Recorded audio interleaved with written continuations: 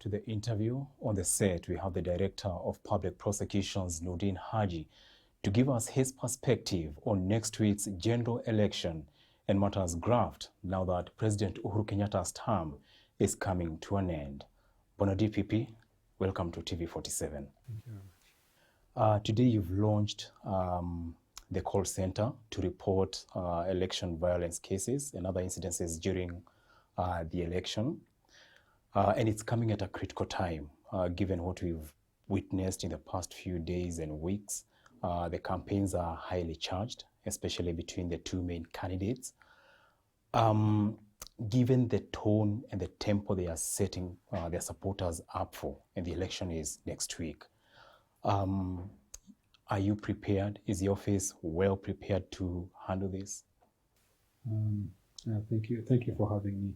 I think what we've done is we've made a lot of preparation, and different institutions mandated with ensuring that the elections are undertaken in a free and fair environment and peaceful, have done a lot to ensure that they have the capacity to be able to quell any problems that will be there, but also to be able to monitor any breaches or offenses that are going to be committed during this period. And ODPP has also done its part. The reason why we have launched the call center is for us to be able to get to the Mwananchi and know what is happening and get to know what kind of problems they have on the ground.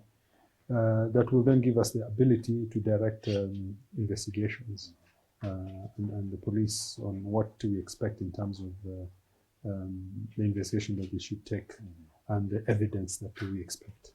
But this will also allow us to have data on what is happening for follow-up. Because some of the offenses, you may not be able to deal with them there and then. I think the deployment of the police will be more to try and quell if there are riots or if there are any conflicts on the ground. But then we will then have to revisit and look at the offenses that have been committed. And the call center and the crime mapping and data collection will allow us to be able to go back and follow up those offenses that were there. And this is an assurance that we will not let anybody who has committed offenses to go scot-free. And we hope that we'll be able to net as much as possible information and data for us to be allowed to act upon the information that we will have. And this is very important, especially given the kind of disputes we've had in the past, falling back to 2007, 2013 and 2017. When it comes to court disputes, this call center will play such a critical role in terms of the evidence that is going to be presented before court. Yes, you know, what it will allow us to do is follow up any complaints, and we will be able to have real-time data if we are called when the crime is happening or when it has just happened. And we'll be able to also tell where it has happened. And we'll also be able to have the information of the person who was complaining for follow-up. And we also say that where we have individuals who are afraid for their lives, we'll also be able to make the decision whether they will come under witness protection agency so that they are protected. And we are able to preserve that information and the evidence that will be there. Yeah. In next week's, ahead of next week's general election, are there people who are on your watch list, given the past trends? Are there hotspots you've mapped out? We know, like, for example, the National Cohesion and Integration Commission has cited 16 counties as hotspots. I think we will probably just follow the same, because these hotspots that have been agreed generally by the agencies. But I mean, in addition to people who have committed crimes, we will also be watching that. But we will also be, we will also have a free mind to say that maybe there will be new individuals, new accused persons who will come up. What the call center and the mapping system will allow us is to be able to see in real time what is happening and where, and probably who is also committing it. instead of having hearsay. We will have data that we can be able to revisit and hold those people who are responsible to book and bring them to book. During these campaigns ahead of next week's election, there is the issue of integrity. There are candidates who are on the campaign trail. They have cases in court. They're also spelling out, especially if you look at their manifestos, grand plans to fight corruption. If you look at both sides of the coalition, Kenya Kwanza and Azimio, in case any of them are sent to power, what kind of a scenario does that leave you? You see, the problem is the lacuna in the law. What we have tried to do as ODPP, together with the EACC, is to sensitize that. And as ODPP, we've gone all the way to the Supreme Court on the issue of whether somebody should step aside from office. We are at the Court of Appeal about the definition of who is a public officer and who is a state officer.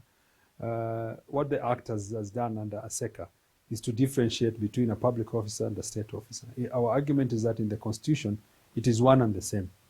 You cannot expect, for example, civil servants, when they are charged, to step aside and not serve and go on half pay. And then you have, for example, a governor who is having executive powers. When you charge him, he does not step aside and he continues staying in office, and even is able to run again. So what we've said, and I think the Supreme Court has also agreed with us. First of all, Chapter 6, cosmetic, and it must have teeth. And I think the Supreme Court has done that, has clarified that it has teeth. If you're impeached, then you cannot be able to run. That means you cannot be able to run anywhere, not only where you've committed the crime.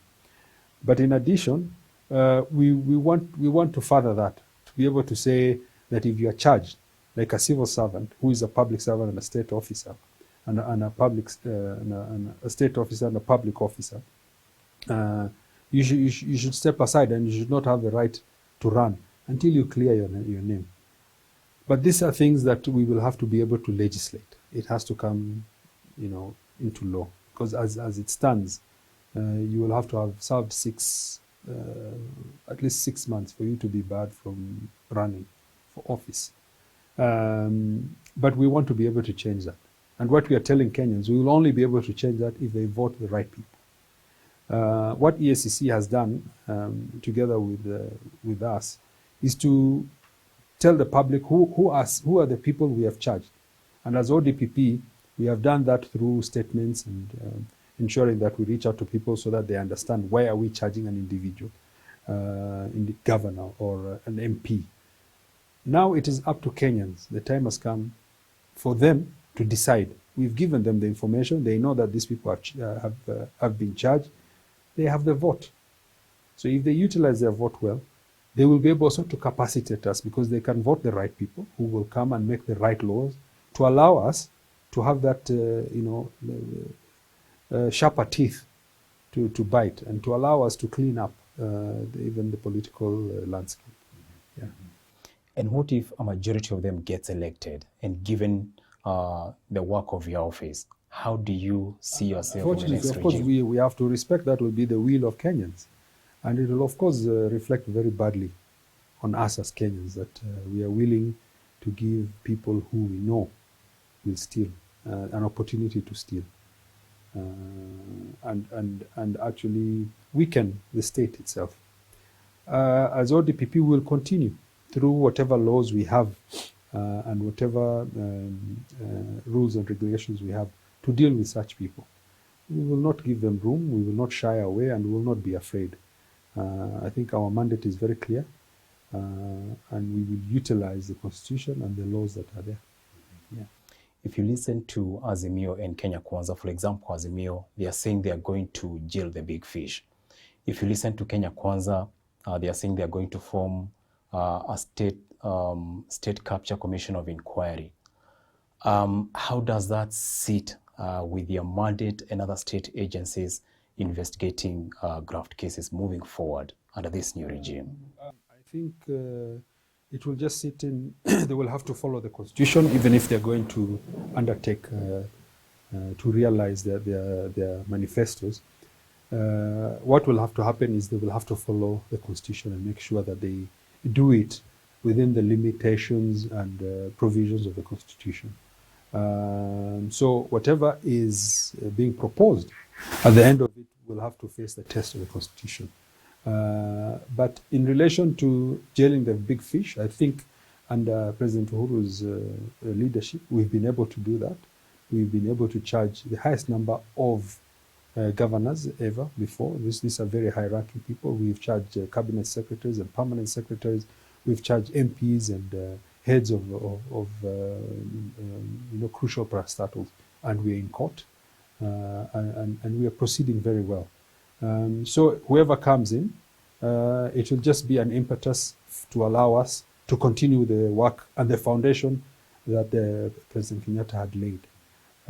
What I'm reading from the different parties is that they will build on that foundation.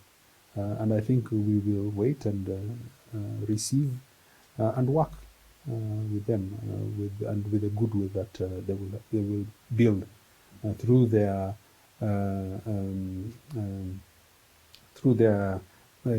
manifestos and their commitments to Kenyans. Yeah.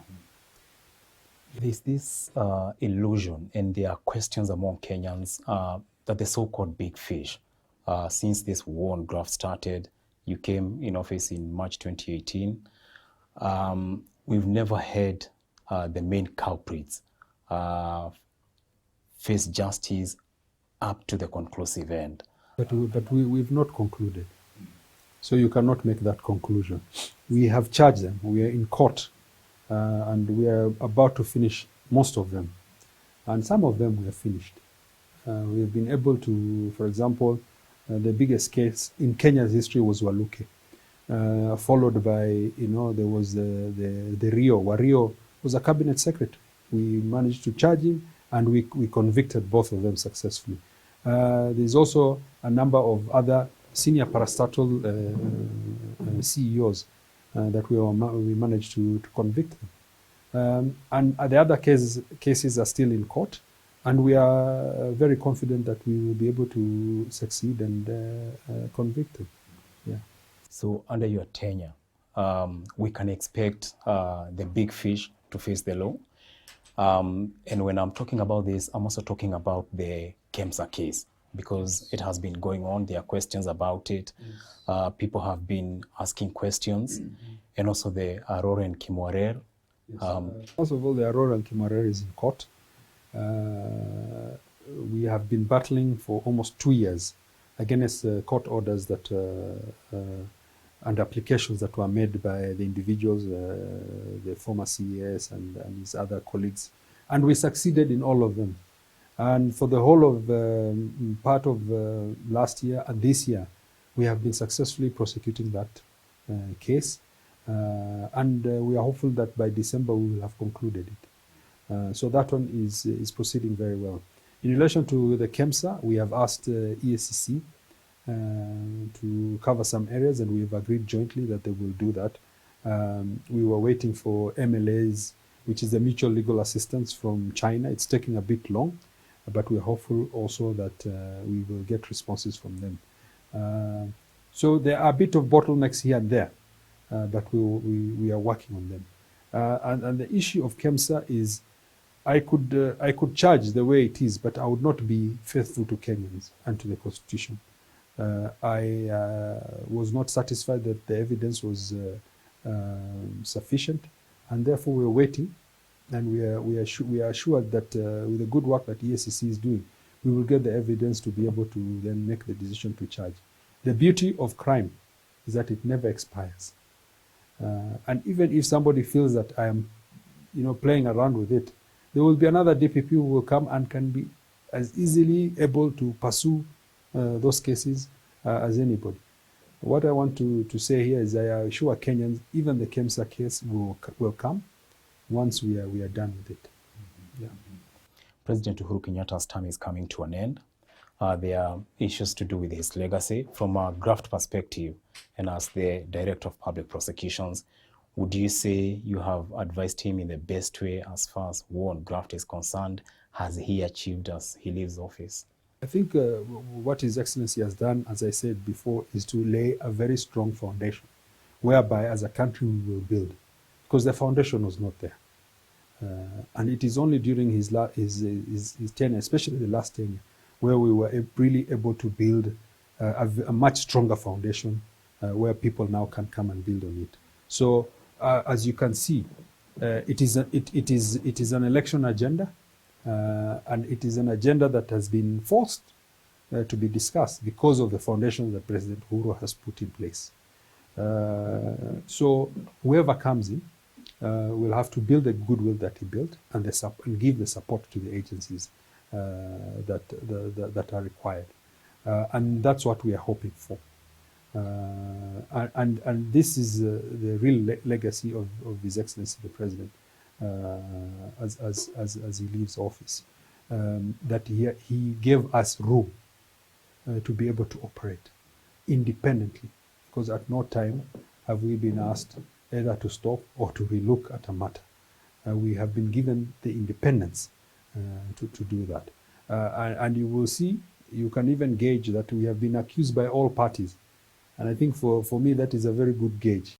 When both parties from both sides and the divide of political have been able to say that ODPP is not bidding for them. This is something that we must be very thankful to His Excellency the President. Yeah. Since you were appointed over the past few years that you've been in office, have you faced frustrations in executing your mandate? Well, like any other human being, you will of course face frustrations. But the question is, are we able to surmount them? And are we patient enough and meticulous enough to ensure that you are able to overcome it as an institution? And I think the answer is yes. You've set aside some graft cases to be able to handle election offenses. What can we... I think people have misunderstood the concept. What we said is that we are going to prioritize election offenses. Our number one priority was initially graft cases, but now it's going to be election offenses. And election offenses include graft. And this is a managerial decision that you have to make. How do you manage your resources? How do you manage your human resource also to ensure that you are able and capable to face the challenges that will come about with elections? So that is the decision that we made, that we will prioritize election offenses. We will prioritize other cases like terrorism, for example, which we are likely to exploit the election period. But in no way does it mean that we are not dealing with, or we have stopped dealing with corruption cases. Yeah. So once the new administration takes over, given the priority given to election cases, what can we expect from the DPP as rolling out the anti-graft agenda moving forward? I think if, for example, you have to look at two scenarios. If it's going to be a peaceful election and there's no problem, then we will transition very quickly back to what we were doing before and deal with graft cases with the speed that is required. Because some of the officers might have been utilized for or kept on standby to deal with election cases. But where we have violence and we'll have a number of cases, then it might take a bit of time for us to come back to be able to deal with the election corruption cases with the speed and the attention that it requires. But that doesn't mean that we have stopped. We are still continuing, and we will still be able to make decisions to charge. And we've made a number of decisions even now. How would you describe President Uhuru Kenyatta's legacy?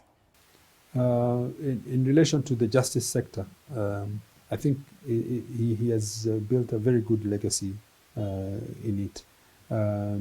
If you look at the police, he has capacity to them to be able to deal with threats. They have been trained.